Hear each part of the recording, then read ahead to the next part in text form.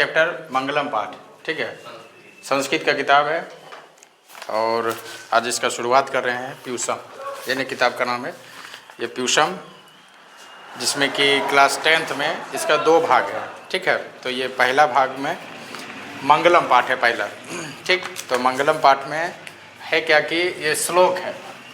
तो परीक्षा में क्या होता है कि श्लोक दिया हुआ रहता है और इसका हिंदी लिखने के लिए कहते हैं, ठीक है, अर्थ इसका आता है लिखने के लिए, ठीक।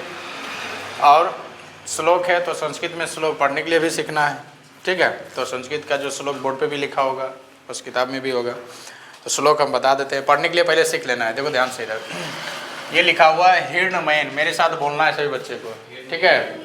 मैं पहले बोलूँगा फिर तुम लोग को बोलना है। क्या लिखा हुआ है? हिरण्मयन पात्रेन सत्यस्य अपहितम मुखम तत्वम पुष्ण पावड़िनु सत्य धर्माय दृष्टये, ठीक है। अब इसको एक बार में तुम बैठ जाओ, इसको एक बार में अब इसको क्लियर करते हैं, ठीक है। इसको ऐसे पढ़ना, हिरण्मयन पात्रेन, है ना, हिरण्मयन पात्रेन सत्यस्य अपहितम मुखम। यहाँ देखना इस शब्द को ना, सत्यस्य है, अब पढ़ने के लिए सीख लो। ये क्या है? सत्यस्य अपहितम, अपहितम नहीं अपहितम, क्योंकि आ की मात्रा है यहाँ पे। मात्रा कौन सी है? आ की मात्रा। तो क्या हो गया? सत्यस्य अपिहितम, सत्यस्य अपिहितम। उसके बाद मुखम तत्वम पुष्ण पावृणु सत्य धर्माय दृष्टये, सत्य धर्माय दृष्टये, सत्य धर्माय दृष्टये। अब इसका हिंदी करना होता है, ठीक है। तो हिरण्मयन पात्रेन का और सत्यस्य अपहितम मुखम तत्वम पुष्ण पावृणु सत्य धर्माय दृष्टये। इसका हिंदी अगर अनुवाद लिखते हैं तो तुम पाओगे इसका अर्थ होता है, हे सूर्य सत्य का मुख, सत्य का मुख, स्वर्ण की आवरण, आवरण मतलब वस्तु होता है, आवरण से ढका हुआ है। अतः स्वर्ण, हे सूर्य सत्य का मुख स्वर्ण के आवरण से ढका हुआ है ना। उसके बाद देखना तत्व सत्य धर्माय हिरण्मयन पात्रेन सत्यस्य अहितम मुखम तत्वम पुष्ण पावृणु।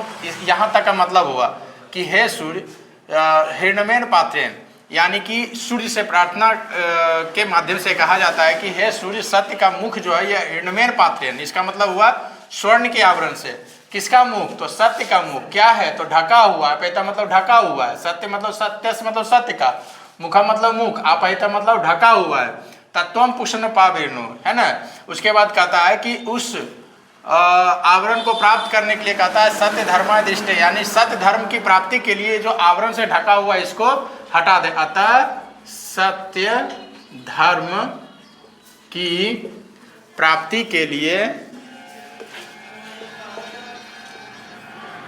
इस आवरण को हटा दें, इस आवरण को हटा दें, ठीक है। क्लियर हो गया ये? तो ये पहला श्लोक है। और इस श्लोक में एक बात और ध्यान देने की बात यह है कि श्लोक जो लिखा हुआ है हिरण्मयन पात्रेन सत्यस्य अपहितम मुखम तत्वम पुष्ण पावृणु सत्य धर्माय दृष्टये, उसके बाद इस मंगलम श्लोक के बाद यहाँ तुम देखोगे कि श्लोक के नीचे जो लिखा हुआ है ये ईशावास है। क्या लिखा हुआ है? ईशावास है। ये उपनिषद का नाम है, ठीक है, क्योंकि बोर्ड के एग्जाम में ये पूछता है। ये श्लोक कभी लिखा हुआ रहेगा, है ना, हिरण्मयन पात्रेन डॉट डॉट करके, फिर लास्ट का सत्य धर्माय दृष्टये, और क्वेश्चन रहेगा कि बताइए यह श्लोक किस उपनिषद से लिया गया है।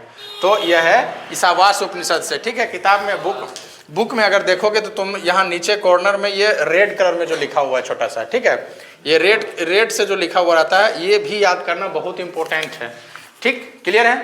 तो मंगलम पाठ का पहला जो श्लोक है यह श्लोक का हिंदी हमने बता दिया।